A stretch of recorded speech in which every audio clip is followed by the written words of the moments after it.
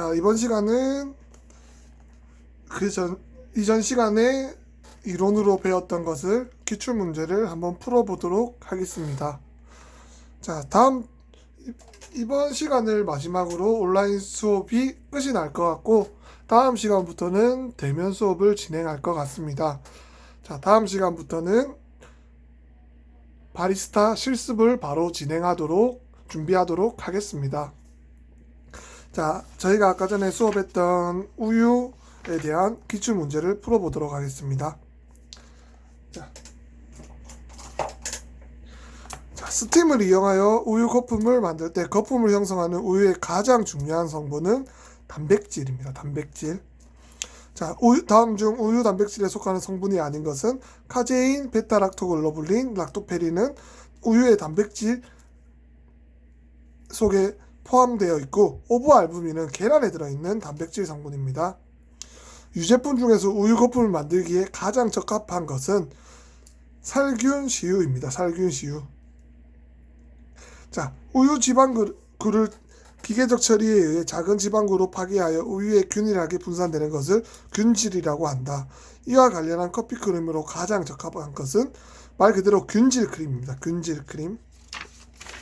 자, 다음 중 무균질 우유에 대한 설명 중 맞는 것은 초고온 살균법으로 처리한 우유이다. 맞고요. 병원성 세균을 완전히 사멸시킨 우유이고요. 우유의 유당을 분해하여 다른 유해한 세균을 자라지 못하게 처리한 우유이다. 다 맞는 대답이고요. 지방구의 크기를 작게 분쇄시키지 않는 우유는 답이 아닙니다. 지방구를 작게 분쇄시킨 우유를 말하고 있습니다. 다음 중 우유의 영양적 가치를 설명한 것으로 맞는 것은, 자, 우유는 칼슘이 가장 풍부하게 함유되어 있는 식품입니다. 다음 중 우유에 함유된 성분으로 칼슘 흡수를 촉진하는 물질은 무엇인가? 자, 유당입니다. 유당의 작용으로는 칼슘의 가용화, 빨리 흡수될 수 있게 도와주는 역할을 하고요. 소장세포의 산화적 대사계를 저해하여 칼슘의 투과성을 증대시키며 장간 상피세포에 칼슘이 흡수되기 쉽게 직접 작용을 하고 있으며, 소장 하부의 장내세균에 의해 유당에서 생성되는 적산 기타 유기산이 장간의 pH를 저하시켜 칼슘을 이온화하는 기능을 가지고 있습니다. 자, 우유를 마시면 간혹 소화가 잘 되지 않아서 고통을 동반하게 되는 경우가 있다. 이와 같은 현상은 우유의 어떤 성분에 의한 것인가? 자, 유당입니다. 유당불내증이라고 일으키는 물질이며, 어렸을 때는 모유와 분유 같은 걸 먹기 때문에 유당이 많이 형성되어 있지만 성인이 가면 갈수록 유당불내증이 많이 나타나고 있습니다. 우유의 살균법 중 국내 우유업체에서 시유 생산 기준으로 가장 많이 사용하고 있는 살균법은 초고온 살균법입니다. 130도 이상에서 단시간, 몇 초 안에 끝내는 살균법을 사용하고 있습니다. 우유를 40도씨 이상으로 가열할 때 생성되는 표면의 얇은 피막의 주 성분은 베타락토글로불린입니다. 베타락토글로불린. 자, 베타락토글로불린은 가열에 의하여 변성되기 쉬운 단백질입니다. 우유를 높은 온도에서 가열할 때 생기는 가열치의 원인이 되는 유청 단백질은 베타락토글로불린입니다. 베타락토글로불린. 자, 우유를 가열하면 단백질 성분에 의해 어떤 물질이 발생되어 휘발되면서 가열치와 이상치를 만들게 된다. 그 원인이 되는 물질은 황화수소 화합물입니다. 황화수소 화합물. 다음 중 우유를 응고시키는 물질이 아닌 것은 당류입니다. 당류. 산 응고되고요. 염류, 레닛은 다 응고시키는 물질인데 당류는 응고를 시키지 않습니다. 자, 밀크 스티밍 과정에서 우유의 단백질 외에 거품의 안정성에 중요한 역할을 하는 성분은 지방입니다. 지방구. 자, 위생 영양 조리에 대해 설명드리도록 하겠습니다. 다음 중 커피는 어디에 속하는 음료인가? 커피는 기호 음료입니다. 기호 음료. 기호 음료라고 하면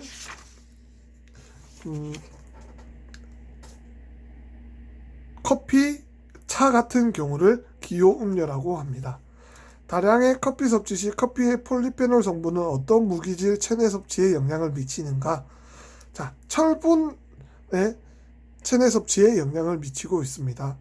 다음 중 커피가 인체에 미치는 영향으로 거리가 먼 것은 중추신경계를 자극하여 정신을 맑게 한다.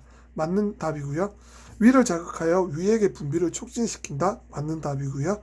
이뇨제 역할을 하여 소변의 양을 증가시킨다. 맞는 답이고요. 심장 박동수를 감소시켜 진정의 효과를 나타낸다. 심장 박동수의 감소가 아니고 증가를 나타내고 있습니다. 커피를 다량으로 마시면 가장 많이 보충해줘야 할 영양소는 칼슘입니다.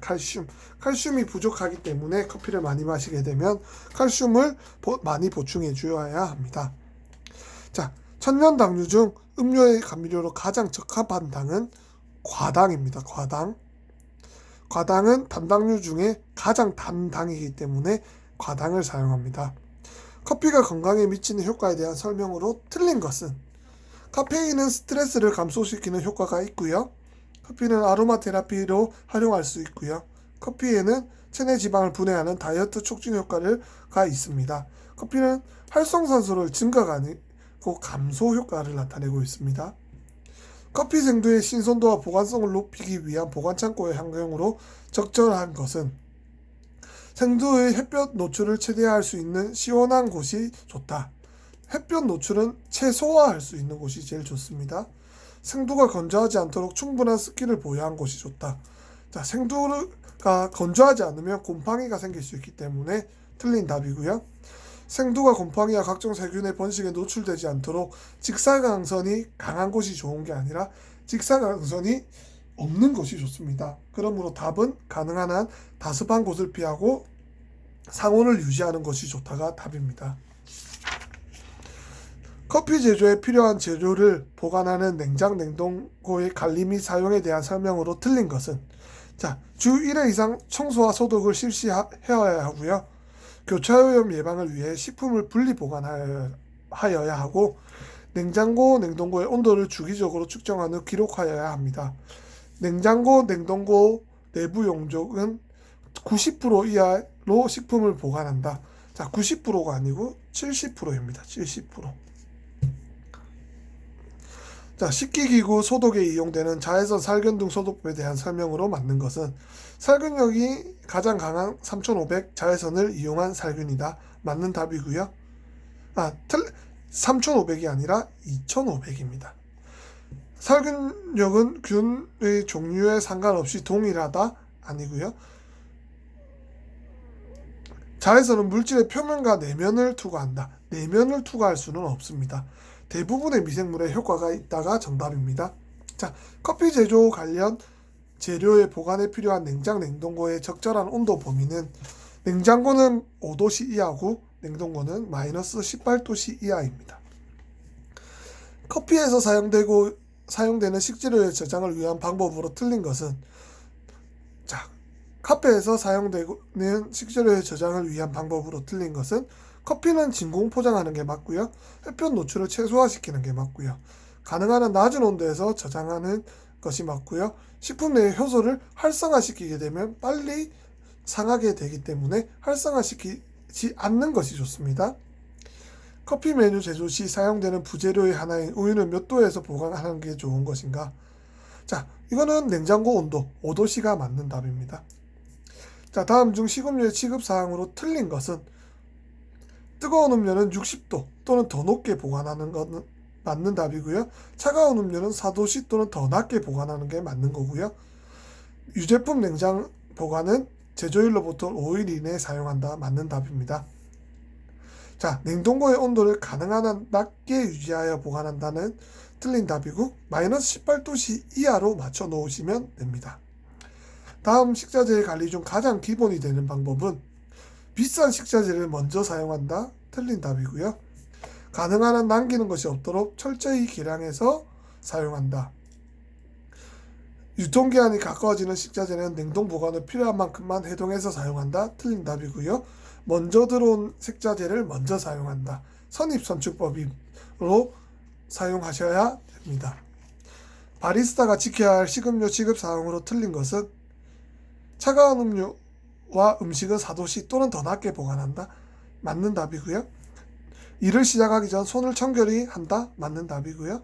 작업 공간에는 깨끗한 물수건이 준비되어 있어야 한다. 자, 더러운 부분은 항상 닦아서 준비해야 되기 때문에 맞는 답입니다.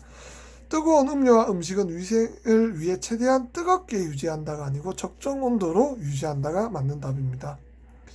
자, 우리나라의 식품위생법상 다류에 속하는 것은 커피입니다.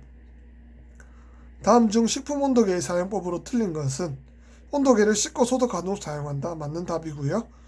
식품의 삽입 후 15초 후에 수치를 읽는다. 맞는 답이고요.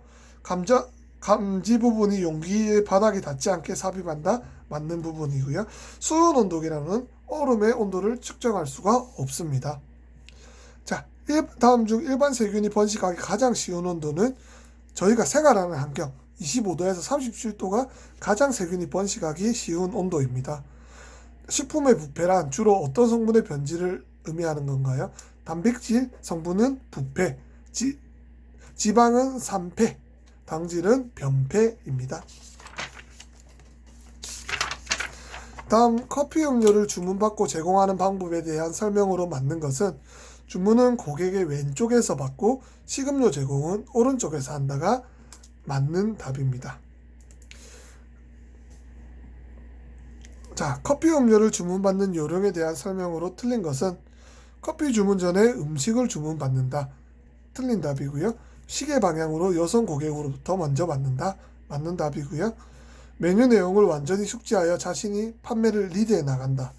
맞는 답이고요. 주문이 끝나면 주문 내용을 복창 확인하고 감사하다는 인사를 한다. 맞는 답이고요. 자, 다음 현행 관련법 중 카페의 경영과 관계가 가장 먼 것은 문화관광촉진법입니다. 식품위생법 따라가고요. 소방법 따라가고요. 학교보건법 따라갑니다. 다음 잔받침에 대한 설명 중 틀린 것은 글라스의 밑받침이다. 맞는 답이고요. 인쇄물로서의 광고 효과도 있다. 맞는 답이고요. 반복 사용도 가능합니다. 냅킨 대신으로 사용하지는 않습니다. 바리스타가 카페에서 유리컵을 사용할 때 가장 먼저 체크해야 될 사항은 유리컵의 가장자리 파손 여부를 가장 먼저 체크하여야 합니다. 카페 종사원의 직무로 가장 거리가 먼 것은 각종 주문 전표 확인 맞고요. 영업장 내의 각종 재고량 파악해야 되고요. 월간 매출 분석을 통한 경영 분석, 이거는 카페 종사원이 할 일이 아니라 경영자가 할 일입니다. 영업시간 전에 준비 상태 확인을 위한 각종 부재료 파악, 맞는 답이고요. 카페에서 사용하는 스탠다드 레시피의 의미는 표준 제조법입니다. 표준 제조법.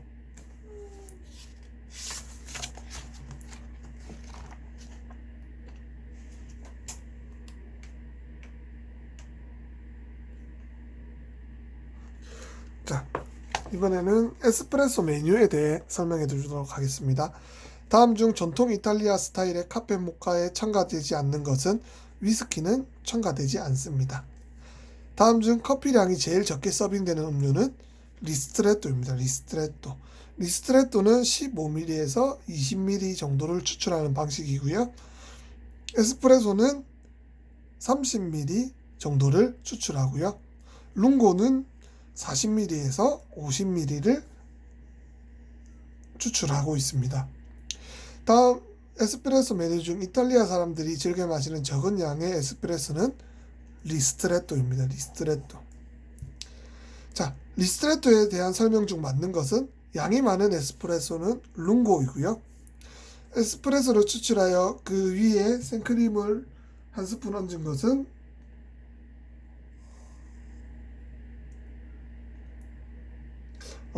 에스프레소를 추출하여 그 위에 신선한 레몬 껍질을 올린 것.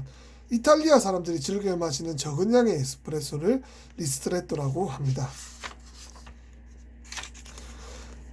자, 다음 에스프레소 메뉴 중 스팀 밀크의 곱고 끈끈한 형태의 실키 폼이 포인트인 커피를 무엇이라고 하는가? 자, 도피오는 에스프레소고요. 리스트레토도 에스프레소 추출, 룽고도 에스프레소 추출, 카푸치노는 에스프레소에 스팀 밀크를 넣어서 만드는 베리에이션 커피입니다. 자, 에스프레소 커피를 이용하여 만들어진 메뉴 중 데미타세로 제공할 수 없는 것은 카페 라떼입니다. 카페 라떼. 다음 중 얼음을 이용한 차가운 메뉴는 카푸치노 프레도입니다. 카푸치노 프레도.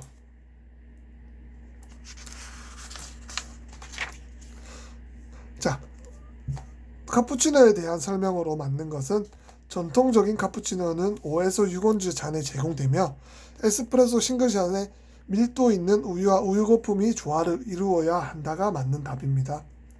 나폴레옹이 즐겨 마셨던 음료로 유명하며 환상적인 연출이 가능한 브랜디를 이용한 커피는 카페 로얄입니다. 카페 로얄. 자, 다음 중 위스키가 첨가된 커피 메뉴는 아이리시 커피입니다. 아이리시 커피. 자, 멕시코산 커피를 주 원료로 코코아 바닐라 향을 첨가해서 만든 리큐르는 깔루아입니다. 깔루아. 자, 우리나라에서는 비엔나 커피라 불리며 오스트리아에서 유래된 커피의 이름은 아인슈페너입니다. 아인슈페너.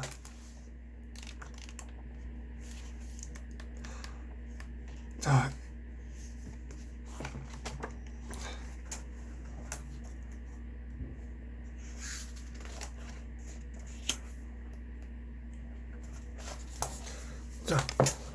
커피의 3폐에 대한 설명 중 맞는 것은 자, 커피가 공기 중에 산소와 결합하여 산화되면서 맛과 향이 변하는 것이다. 네, 커피의 3폐에 대한 설명입니다. 향미가 좋은 커피를 마시기 위해 적절한 요령으로 틀린 것은 커피를 볶기 직전에 분쇄한다. 맞는 답이고요. 한 번에 구매하는 양은 되도록 적게. 맞는 답이고요. 즉시 사용하지 않는 커피는 건냉함소에 보관한다. 맞는 답이고요. 추출된 커피는 약한 불에 데워 따뜻하게 유지하는 게 아니고 바로 사용을 해주셔야 됩니다. 자, 온도의 신선도를 저하시키는 요인과 가장 거리가 먼 것은 온도 신선도를 저하시키고 수분 신선도를 저하시키고 산소도 신선도를 저하시키는데 질소 포장을 하기 때문에 신선도를 저하시키는 게 아니고 신선도를 증가시키는 요인이라고 할 수 있습니다. 커피 신선도에 저해시키는 3폐의 주요 원인이 아닌 것은 밀도입니다. 밀도. 다음 중 원두 보관 방법 중 맞는 것은 자, 원두는 항상 냉동 보관하는 게 좋은 게 아니라 냉장이나 실온에서 보관하는 게 좋습니다. 냉동 보관된 원두는 추출 시 바로 사용해야 된다. 자, 냉동 보관 자체가 잘못되었습니다.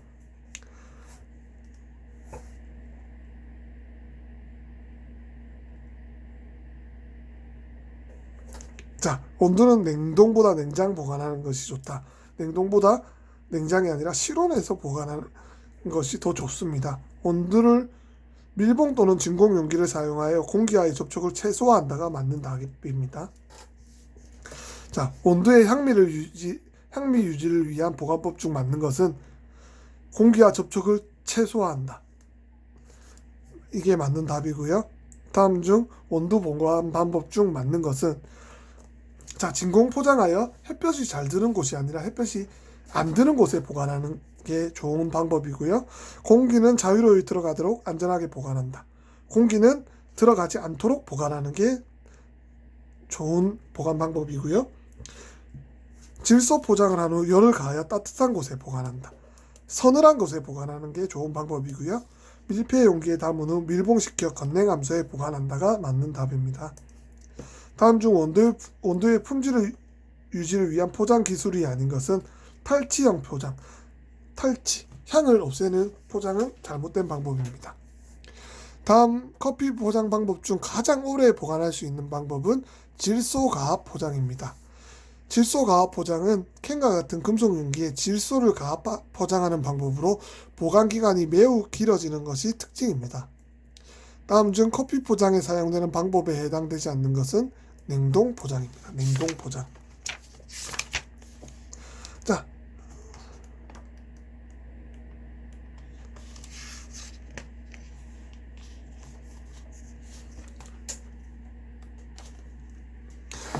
다음 중 커피 추출의 정의를 가장 정확하게 설명한 것은 잔미를 포함하지 않는 양질의 유효 성분만을 뽑아내는 것이 가장 정확한 설명입니다. 커피를 추출할 때 커피 맛에 미치는 영향이 가장 적은 요소는 컵의 두께입니다. 컵의 두께. 자, 일반적으로 커피를 마실 때 맛을 음미하기에 가장 적당한 온도는 65도에서 70도입니다. 커피 추출 시 사용하는 물에 관한 내용 중 맞게 설명된 것은 신선해야 하며 냄새와 불순물이 없어야 된다는 게 정답입니다.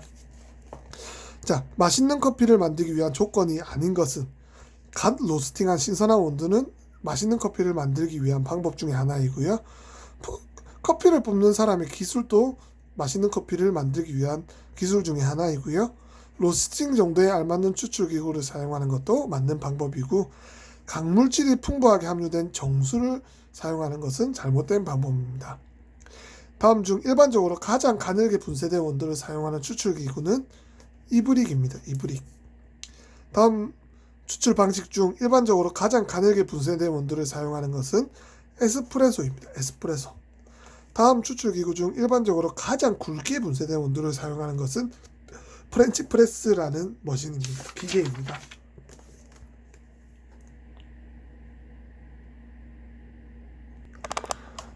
자, 이번에는 라떼 아트 동영상을 보도록 하겠습니다. The hardest part about the latte art is getting the milk just right. So if it's just that little bit too foamy or a little bit too hot, it can be quite frustrating. Another important factor with latte art is to have good control over your jug. So I suggest holding the jug like this and also keeping the tip of the jug as close to the crema of the coffee as possible. So try to avoid raising the jug too much. I've already got my milk steamed, ready to go, and you can see that it's actually quite thin. To get those details, you want to avoid overstretching your milk. Let's have a look at making a heart.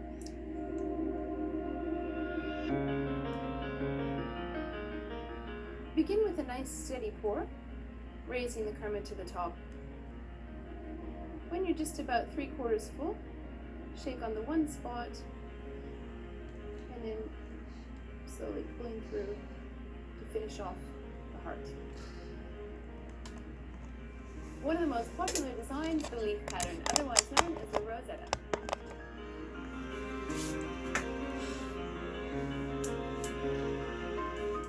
Tilt your cup and start your nice even pour. As your cup's about halfway full, move to the back and slightly sway the jug from left to right. Tightening up your pour as you get to the top, and lastly pull through. And you have your Rosetta. When you've mastered both of those, try combining the two, creating a Rosetta with a heart.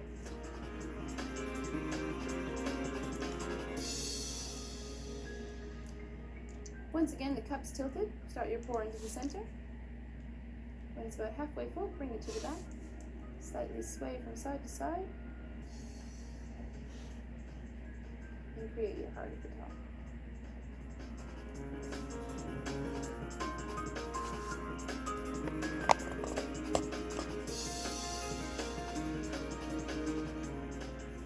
Begin again with a nice steady pour, raising the crema to the top. When you're about halfway full, start your first Rosetta. Pull that through, begin your second, and pull through, completing a double Rosetta.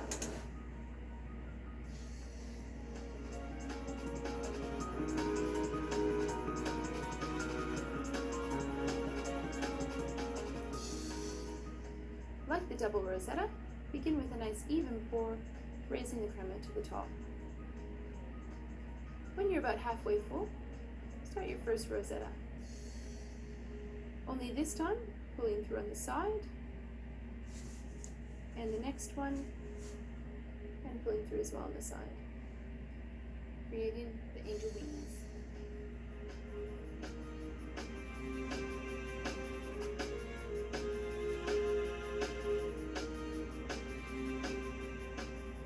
Once again, begin with a nice steady pour, raising the crema to the top. Just under halfway full, bring it to the back and begin your first Rosetta. Pull through and then start one to the side. Pull through and then your last one. And pull through, completing the triple Rosetta.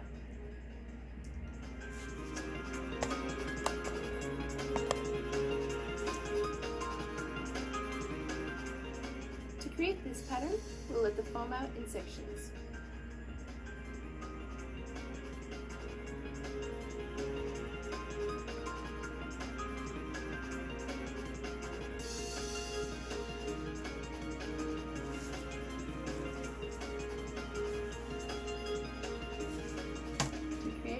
tulip.